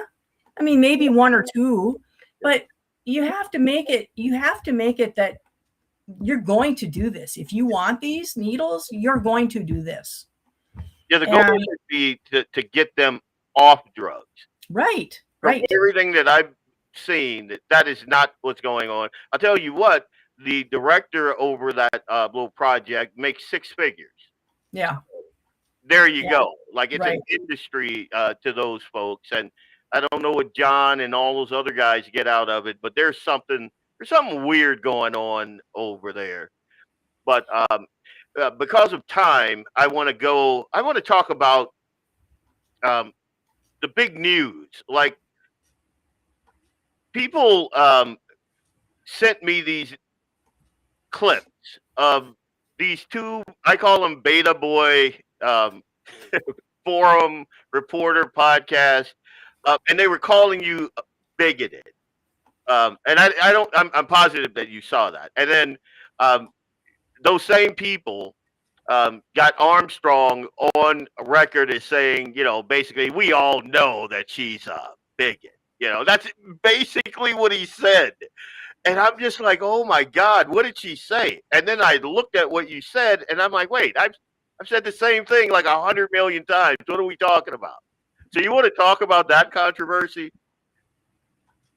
Well, I put a couple of videos on my Facebook page, and one of them it got like, I think 50,000 hits. I was like, whoa, that was pretty amazing. Yeah. But basically I'm talking about people that come into our country that have no desire to assimilate. Okay. And immigration without assimilation is invasion. And that's exactly what it is. When you come over here and when my great grandparents came over here, and I remember my mom talking a little bit about her mom, and that it was huge to them to learn the language. They were Americans now. They were Americans, and they were glad to be here, and they wanted to be Americans, and they wanted to assimilate, and they wanted to get jobs, and they wanted to work hard, and they wanted to make something for themselves, because America was the place to go if you wanted to have the American dream. I mean, everybody could do well in America. And you didn't get the handout. Right. There were no handouts. Absolutely not. No. Very different. And we gloss over that. Yep. I hear this refrain all the time. We are a nation of immigrants. The Ellis Islands thing. Oh, this, that, and the other thing. And and one, like, it was hard to get over here. So the people that came Yes. over here had grit. And then when Yep. they got here, if you were a pregnant mom without a father, they sent you back. Yep. If you If were you- sick, they sent you Yep. back. If you Yep. didn't have something to contribute to this They- to our country, they sent you back. Like, Yep. so it wasn't everybody just came over. No, you came over if you could contribute positively to our culture, to our infrastructure, to what we were trying to build. You came in, you worked hard, you became an American. That's how it was. It's not like that now. No. We're basically giving people who have no blood, sweat, or familial equity in this country. We're just shoveling them in by the boatload, and then just heaping welfare benefits on them like just hand over fist. It's not funny. Do you want to know what refugees get when they come over here? Is it going to make me mad? It's going to make you mad. Okay. Jeez. So when they come over here, they're eligible with no waiting time, no waiting period for federal benefits. They get Medicaid, they get cash, medical assistance, social services. That me or you? Are we okay now? Oh, I can't hear you.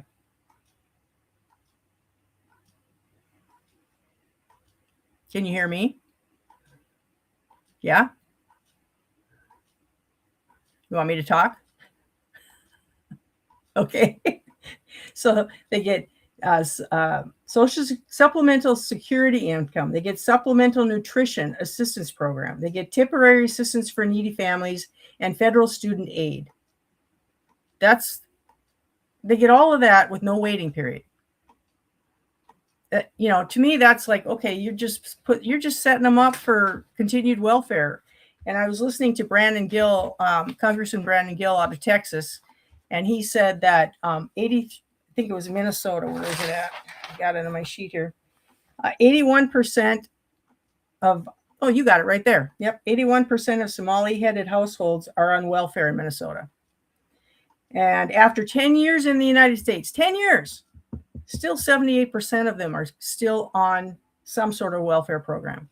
So they're not attempting to get off. Okay, so this is the problem I have. I don't have a problem with people coming over here who want to work, who want to assimilate, who want to move next door to me and be an American, get a job, raise your kids. I have no problem with that.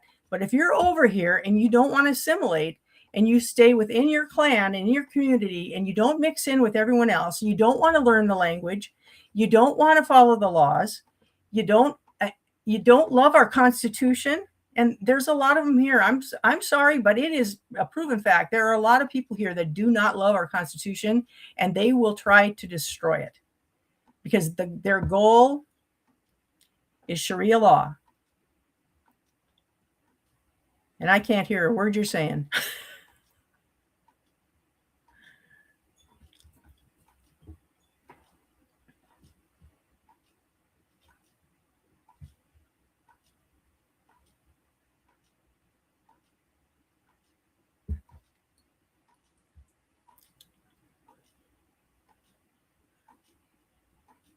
You might have to end the show without me. Testing. If everybody can hear you. I don't know. Oh, there you are. Okay. Oh, you can hear me now. Okay, Yep. good deal. Good God. I can hear you now. What happened? I have no idea. Gremlins. So what I want folks to understand is not a thing that you just said, in my humble opinion, is bigoted. Not a single iota, not a syllable, none of it. Here's the statistics right here. So she wasn't just pulling them out of thin air. This is it right here. Tried to pull up the academics, in Minnesota, St. Paul, and conveniently, they don't do that. They don't pull that data out. But again, and then with crime, same thing. They obscure the data so you can't pull out that, and it's just it's crazy. But you said that like we need to be careful, basically, of importing Minnesota's problems. Yeah. And that's not verbatim, but I want to show the folks some of Minnesota's problems. Here's one of them. Had gangs coming to the Minnesota State Fair for 30, 40 years. But they've always agreed the fair is neutral ground, and let's all go have fun and respect the fairgrounds. We've had Hell's Outcast, Hell's Angels here. The Hell's Outcast used to hang by the pickle stand. I've been here for many, many years, but we've never had threats of violence like we're having from the Somali gangs. Well, we will have Karen gangs, we'll have some Hmong gangs here, we'll have some extremists on the right here. But none of them are promising chaos except for the Somali gangs. We sent 233 letters to kids that we know have had association with some of the other gang members, and really it's a warning letter. So a guy like me listens to something like that. One, did he just say he mailed out over 200 letters to Somalian gang members? Like, are we serious? Hey guys, just a friendly little reminder: violence is illegal. Murder is illegal. Are you kidding me? Now, take that into consideration. This is the Minnesota State Fair, and you heard what he said. Biker gangs, different other gangs they've always had that. They've never had the problem that they're having now with these gangs. Yeah. And he went on to say, like, there's like 100 different murders have been attributed to these gangs, to like 300 individuals in particular, and they're all Somalian gang members, all of them. But we're supposed to look at things like that, look at the just rampant fraud to the tune of billions of dollars. They were, and we talked about this on a prior show, they were duffel bags stuffed with millions of dollars just flying out of the Minneapolis airport. Like, let me get caught with $10,000 on the back seat of my car, and my sheriff or the highway patrolman pulls me over. One, I ain't never seeing that money again. And two, I'm going to have a very, very long conversation with a lot of detectives, and they're going to come to my house, and they're going to bring dogs, and they're going to do all the. How was that allowed to happen? But that's separate. But we're supposed to look at these things and go, it's bigoted if we say anything. If we say, wait a minute, let's pump the brakes on this thing, there are problems here. Well, there's congressmen then that are bigoted. Our vice president is bigoted because he's called it out. I mean, all over the United States, people are starting to understand that this is a problem. And if we don't do something about it, we're going to be in a world of hurt. Yeah. Because there are people over here that, like I said, do not want to assimilate. They hate our Constitution. They hate us. They hate Christians. They hate Jews. And it's Islam. Yeah. It's political Islam. And their goal is to take over any country that they can, and when they have enough people in power, they will convert you by the sword. And that's not you saying that. And that's not me saying that. They say that openly. They say it openly. I have actually. Let me see if I can find it now.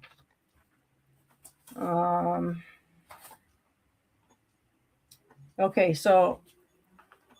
This was something that was said by Mohammed Nusrat in the U.S. He was preaching that America is the cancer. That was May 3rd, 2024. Yep. Siraj Wahaj, sorry, I'm probably massacring these names. That's all right. Again, from Brooklyn, New York, and this was 1995. You want to defend this country? You know what this country is? It's a garbage can. It's filthy and sick. And he's part of the Islamic Society of North America, which is alive and well in this country. And there's more like that. I mean, they're not afraid to come out and say it, that they hate us, that they hate America, and they want to destroy us and our Constitution and our way of life. And I'll tell people don't believe that. Go over to an Islamic country, go over to Iraq, go over there and visit, and try and walk around in your shorts and t-shirt if you're a woman, and see what happens. Try and speak up and protest in the streets in those countries and see what happens. I mean, we had those people protesting against Israel after the Palestinians or the Muslims went in and just completely ravaged Gaza. And somehow that got turned onto Israel. I don't know how that did, because they were the ones that had their people just slaughtered and babies, and the things that they did were atrocious. And this is Islam. This is political Islam. This is what they do. And I heard about a family up in Canada who it was a Muslim family that lived in Canada. And this wasn't too long ago, I don't think. Their daughter went to public school, and she was coming to school and she was being beaten at home. And she had bruises and stuff. And she finally, one day, she went to her teacher and she said, "My parents are abusing me at home." And they were horrified, of course, called in social services or whatever they're called over there, went to the house. And as soon as they found out it was a Muslim couple, guess what they did? Turned around. Yep. "We're sorry, we can't help you because you're under Sharia law and we're not going to interfere with that." So is that what we're going to allow in America? I mean, is that what we're going to say it's okay if this little town wants to have their Sharia law and to abuse their children and beat their wives? And, because that's what they do. That's what they do. And it's been proven over the years and years and years. I mean, the information is out there. So, I'm a racist and I'm a bigot and I'm a xenophobe because I'm calling this out. And I fear for my country. I fear for my children and my grandchildren. Not just because of the money that we've lost through fraud, but what are going to be, how far is it going to have to go before people wake up and say, Islam is not compatible with the U.S. Constitution. That's why for many, many years, we did not allow any immigration from those Middle East countries. None, zero. There were none over here. And there was a reason for that. We had to go over there. Thomas Jefferson went over. And we defeated got the Marines out of the Marines. The War of Tripoli and the Barbary Coast Pirates, who were Muslims, and they had to push them back because they were seizing our ships and taking our men and using them as slaves. But if you don't know history, right? That's why that refrain is such a powerful one. You don't know history, you're doomed to repeat it. Like one of the most craziest things I've ever seen was Gays for Palestine. I'm like, wait, what? What? Do you know what'll happen to you if you went over there with your little rainbow flag? Yeah. Like, there's none of that. And just be a Christian and go over to one of those Muslim countries and see how they treat you. Like it is, and we already have, like right now, and I couldn't believe this, Texas is a hotbed of Muslim activity right now. They're building huge infrastructures for Islam. New York, they were trying to, and luckily they got it stopped, but they were trying to build a mosque on the site of 9/11. They were trying to build a mosque there.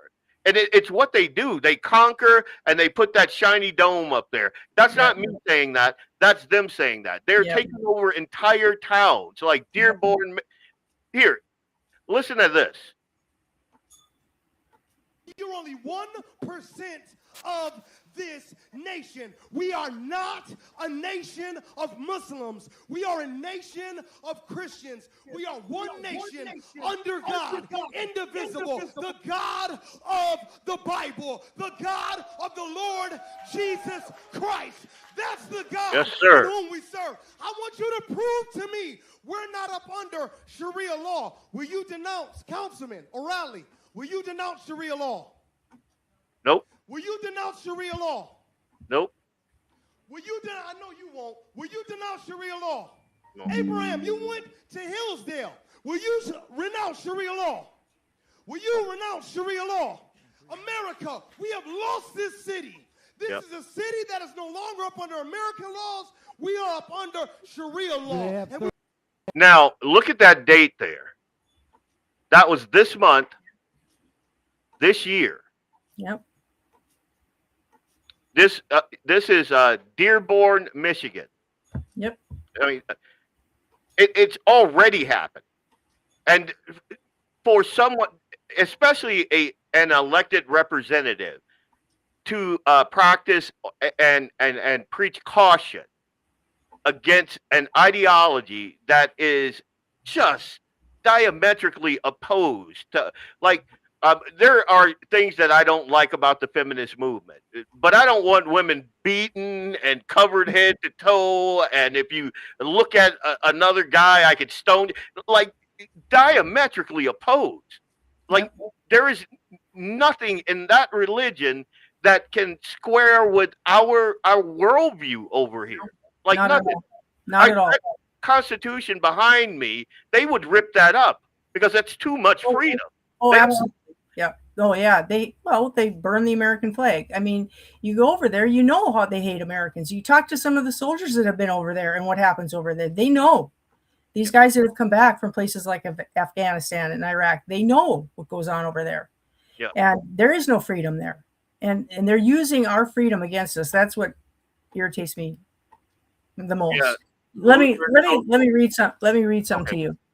In 1802, Nathaniel Freeman, who was a physician and judge, charged the Massachusetts grand juries, and he said this: "Ours is a government of laws and not of men, originating in the voluntary compact of a people who in that very instrument profess the Christian religion.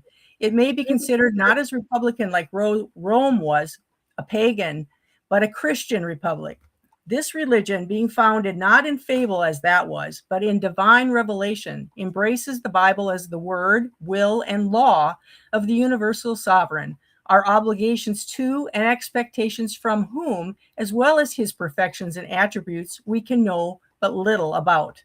The laws of that system, therefore, must be respected as of high authority in all our courts, and it cannot be thought improper for the officers of such government to acknowledge their obligation to be governed by its rule." I mean, our government was founded on the principles of God's word, and you can go back and you can look at the founding fathers and their papers. If you go back, if anybody would just go back and look at what the founding fathers talked about, the one main person that they quoted in almost all their papers and every speech, the main philosopher was Jesus Christ. They quoted the Bible time and time and time again. And I can't remember who said this, but it was one of the founding fathers who said, our republic can only survive with a moral and a religious people. Yep. And without that, the Constitution isn't going to save us. It's the people that we elect to the offices to enforce through that Constitution and to stay by those laws. So once we have, if you get to a point where you've got a bunch of Ilhan Omars in office, yep, our Constitution will mean nothing. It's not going to save us because it's the people that we elect to office to preserve the freedoms that we have. And so they raised the Somalian flag over Minneapolis. Oh, and that just, yeah. Like, what are we doing? What are we doing? Oh, so Claire's gonna kill me. But you're right. Our form of government is adequate only for a moral and just people. I don't remember who that's attributed to, but that's absolutely, because you can't have ultimate freedom. And our founders wanted us to have individual rights and liberty, God-given rights and liberty that the government protected. And if you don't have a moral and just people, that can get out of hand really quick. Yep. Really quick. And that's what they were talking about. To say it in a up-to-date phrase, with great power comes great responsibility. Yeah. Like, you can have a guy that's powerful, but if he's evil, you got a problem. Right. If he's good, then evil has a problem. Right. And that's how we were set up to be. And it's been just turned on its head. And it seems to me that there are way too many folks who are either too naive or they have aligned interests. And I talked about this on the Due North Political Podcast. Like the left and Islam have an aligned interest. They both hate Western principles and values, and they want to see us fall. That's their aligned values.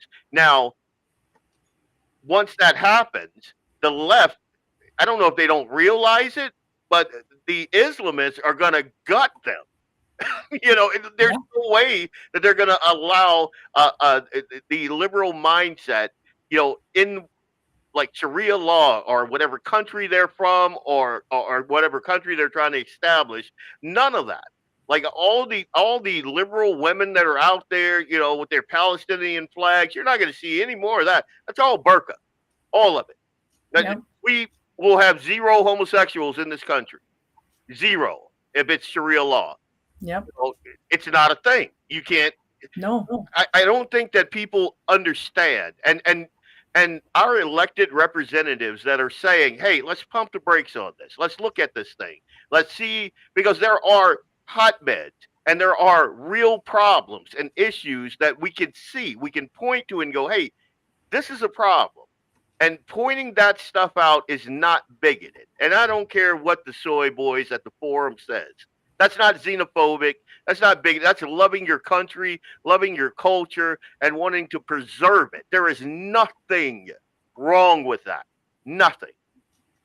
And I'll give you the last word. If your base is listening, and they are, and probably a couple other folks that are going to pick this thing apart, but if they're listening, what do you want to leave them with?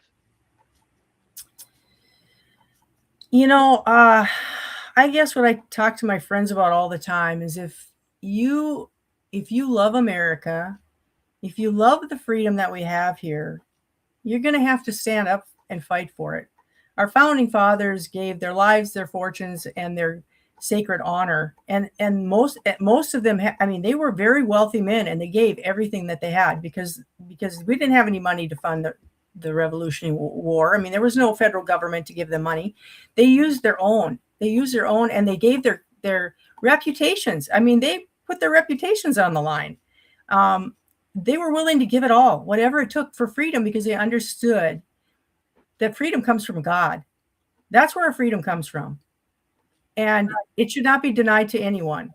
And if you want to, because we have because we have so much freedom in the United States, actually, these people are using our laws, our freedom against us, yep. which is why our founding fathers were so brilliant in saying we're not going to bring Middle Eastern government over here because it's not compatible. And we know it's not compatible because theirs is a totally different law than what we have. And theirs does not involve freedom and ours does. Yeah. And so, it's hard to speak up because people don't like it when you speak up. But if we want to keep our freedom, if we want to keep our country, we're going to have to not be silent. We need to get to the polls, and we need to vote in conservative people that are going to stand for your freedom and for your parental rights, your landowner rights, your citizens' rights, and stand against the government blowing up and using all your money for all its little projects that you have no interest in.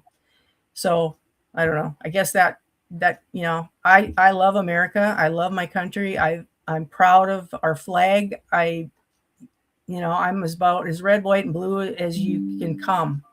And I love the Lord and His word, and my convictions are strong, and I'm not gonna waver on those. That's good. That's what I want out of a representative. If someone is representing me, that's what I want to hear. Like you can look at Fargo and you can see what liberal governance got Fargo, crack pipes and boofing kits and $1.7 trillion in the hole. And just the downtown of Fargo looks nothing like it looked when I got here in 96, 97, just complete. And you can go to South Fargo, same thing. Go to the mall, same thing. Go to the Mall of America and tell me what you see.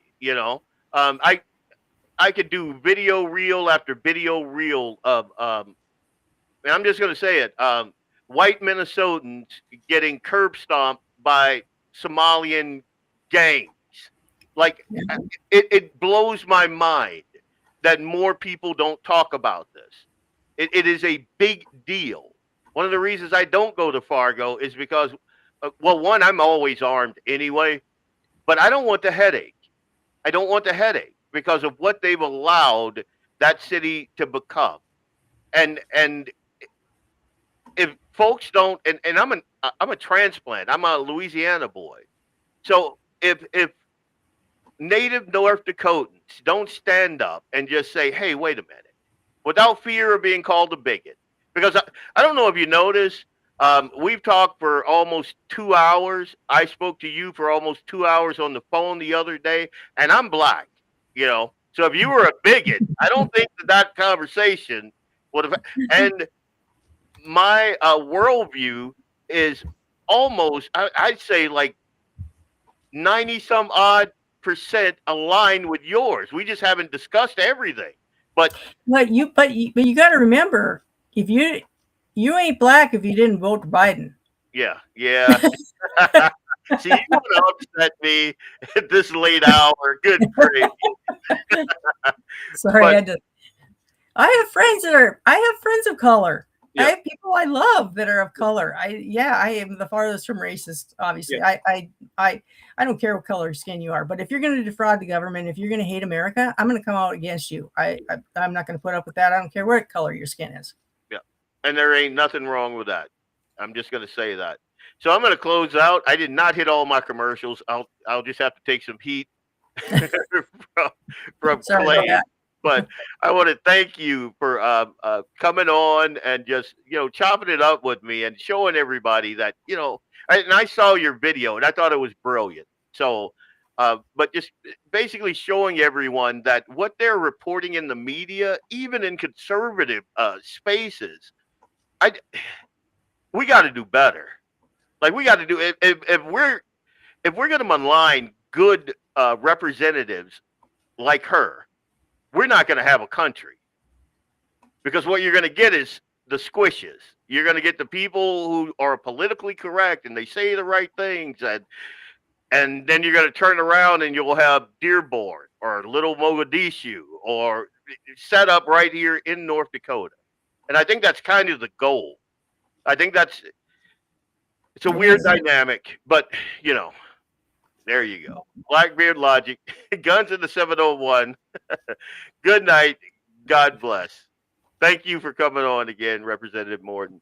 Thank you for having me. Appreciate it.